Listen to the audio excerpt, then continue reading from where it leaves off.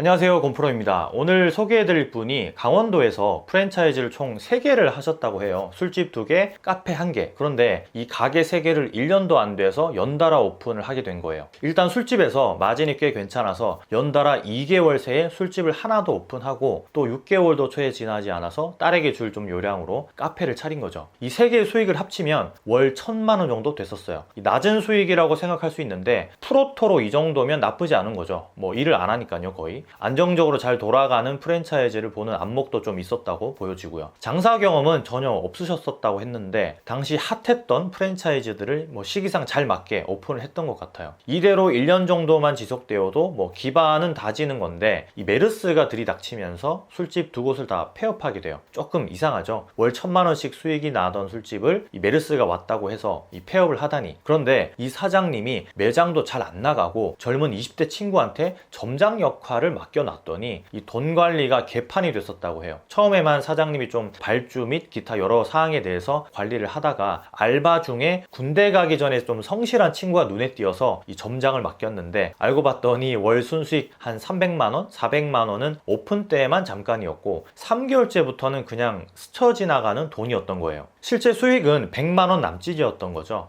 그래도 프로토로 치고는 좀 괜찮구나 라고 생각할 수 있지만 투자금이 1억 정도였으니까 1%에도 못 미치는 수익이었던 거죠. 세금이랑 기타 이래저래 들어가는 비용을 다 따지자면 중요한 건 메르스가 오고 나서는 거의 수익이 없다시피 했었다고 해요. 이 중간에서 이 점장이 떼먹는 건지 의심만 가고 물증이 없으니까 이 메르스 때는 직접 매장에 나가셨던 거예요. 그런데 보름도 못 버티고 다시 점장에게 가게를 맡기게 되는데 도저히 그 시끄러운 곳에서 계산만 하는데도 못 하겠더라는 거죠. 아니 오픈 때는 어떻게 하셨냐고 물었더니 그때는 좀 의지가 있어서 가능했었던 것 같다고 말씀하시는데 이해는 가더라고요. 저 같은 경우도 얼마 전 오픈한 핫한 20대들이 많이 가는 술집에 와이프랑 갔다가 10분도 못 버티고 바로 나왔거든요. 너무 시끄럽고 정신이 없어서 말이죠. 이 나이가 좀 든 거겠죠. 어쨌든 이 메르스가 장기화되고 1억 들어간 가게를 폐업하고 1,000만 원에 결국 파셨어요. 1,000만 원에. 이 나머지 술집이랑 카페만 운영하겠다는 생각으로 말이죠. 이 나머지 술집은 그나마 젊은 애들이 선호하지 않는 좀 선술집 형태라서 본인이 직접 운영을 할 요량으로 그렇게 하셨다고 했는데 그것도 쉽지 않았다고 해요. 메르스 여파로 말이죠. 이 카페는 이미 딸이 좀 취업한다고 오토로만 돌아가고 수익은 안 나오고 있고 이자카야 스타일의 2번째 술집 역시 누군가가 제발 좀 사갔으면 하는 마음이었지만 깜깜무소식이라서 이 피마르는 시간을 보냈던 거죠. 이 사장님 이야기로는 메르스가 한창일 때 강원도에서만 월 거의 5,000개에서 8,000개의 가게들이 폐업 신고를 했다고 하는데 결국 이 사장님도 술집 1,000만 원, 카페 1,000만 원 받고 다 폐업 처리를 하셨다고 하더라고요. 어마어마한 손해였죠. 첫 번째 술집 1억, 두 번째 술집 1.5억, 카페 1억, 권리금이라고 받은 건 고작 다 합해서 한 3,000만 원 정도? 1년 정도 운영했으니까 시간도 버리고 돈도 버렸던 거죠. 지금에 와서 이 사장님이 후회하는 게 그거였어요. 본인이 직접 운영하지도 못하는 술집을 핫해서 오픈하고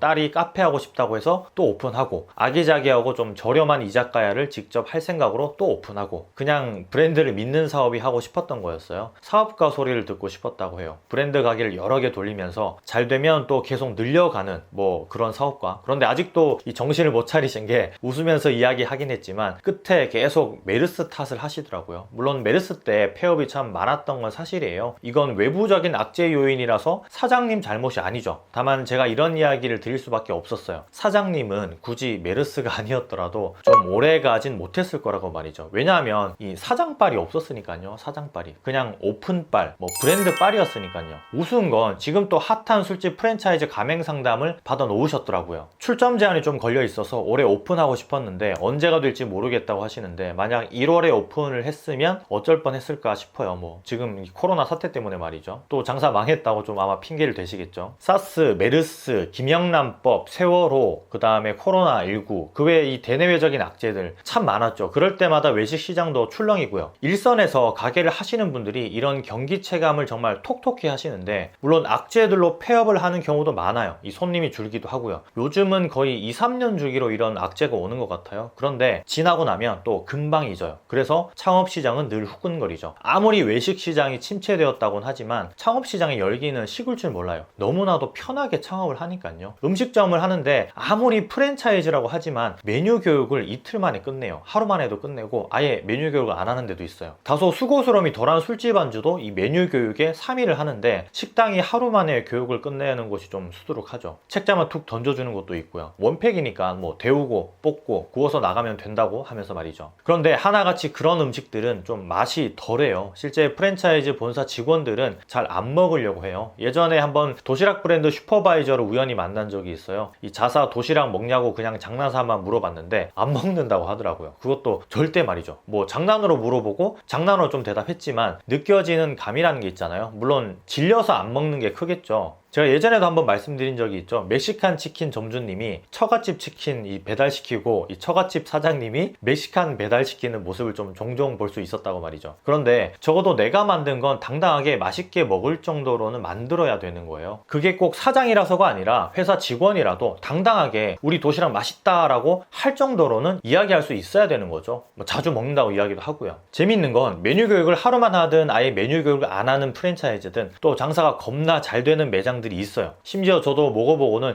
이야 이 컵밥을 뭐 5,000원이나 받아? 6,000원이나 받아? 라고 한 가게가 있었는데 장사가 무지무지 잘 돼요. 전국에 가맹점이 한 20개? 30개도 안 되는데 그 가맹점만 장사가 잘 되는 거예요. 네, 타고난 거죠. 이 브랜드 빨이 아니라 사장 빨인 거예요. 인지도도 없음에도 불구하고 말이에요. 메뉴 빨이 아니라 그냥 단순히 사장 빨. 학원 가기 전에 학생들이 줄을 서서 사 먹더라고요. 이미 학생들이 사장님하고는 거의 친구예요, 친구. 이런 분은 무슨 프랜차이즈를 하더라도 장사가 잘 돼요. 이 본인이 직접 독립 창업을 해도 잘 될 거고요. 이 말 그대로 사장빨이니까요. 프랜차이즈를 하신 게 조금 안타까울 때가 있죠. 그런 분들을 볼 때면요. 능력이 너무 뛰어나니까요. 이번 코로나 사태는 체감상 메르스보다 훨씬 더 심해요. 좀 많이 힘들어요. 그래서 지금 일부 프랜차이즈 본사는 엄청 힘들어요. 점주들이 하루가 멀다 하고 전화를 하니까요. 아니 이 본사 전화가 아니라 슈퍼바이저 전화기가 거의 불통이 나는 거죠. 그런데 어떤 슈퍼바이저는 토닥토닥 이 점주 마음을 좀 달래주기도 하고 같이 이겨내보자고 하는 반면에 또 어떤 슈퍼바이저는 일부러 전화도 안 받아요. 10번 정도 전화를 해야 받는 거죠. 6시 이후로는 아예 뭐 전화기를 꺼놓거나 무음으로 해놓고요. 그럼 점주님들은 어디 하소연할 데가 없어요. 안 그래도 장사 안 되는데 이 코로나라는 놈 때문에 장사가 더 안 돼요. 그래서 무슨 대책이라도 있나 뭐라도 좀 들어보자 싶어서 슈퍼바이저한테 전화를 하는데 연결조차 안 되니까 이 본사에 대한 안 좋은 감정만 좀 쌓여가는 거죠. 프랜차이즈 가맹점을 운영하시는 사장님이든 아니면 개인점을 운영하는 사장님이든 장사를 하실 때 꼭 본인만의 무기를 갖추셔야 돼요. 앞전에 말씀드린 그 사장빨이요. 이 사장빨이 있으면 이런 악재에 힘은 좀 들겠지만 지나고 나면 더 단단해지는 걸 느껴요. 이 브랜드빨은 사실상 이 로드샵 외식에서는 앞으로도 조금 더 힘들어지지 않을까 싶어요. 일부 반짝이는 브랜드는 있겠지만 좀 롱런할 수 있는 브랜드는 정말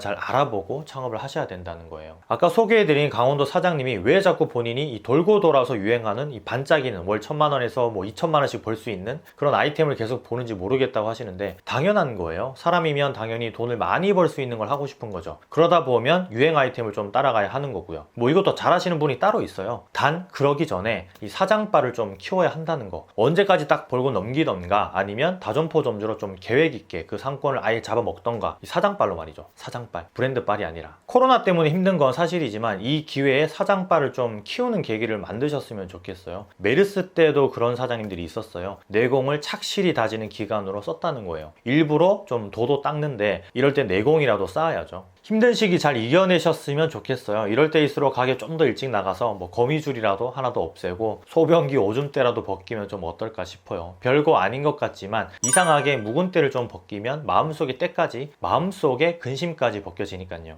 이상 권프로였고요. 다들 힘내시길 바랄게요. 들어갈게요. 감사합니다.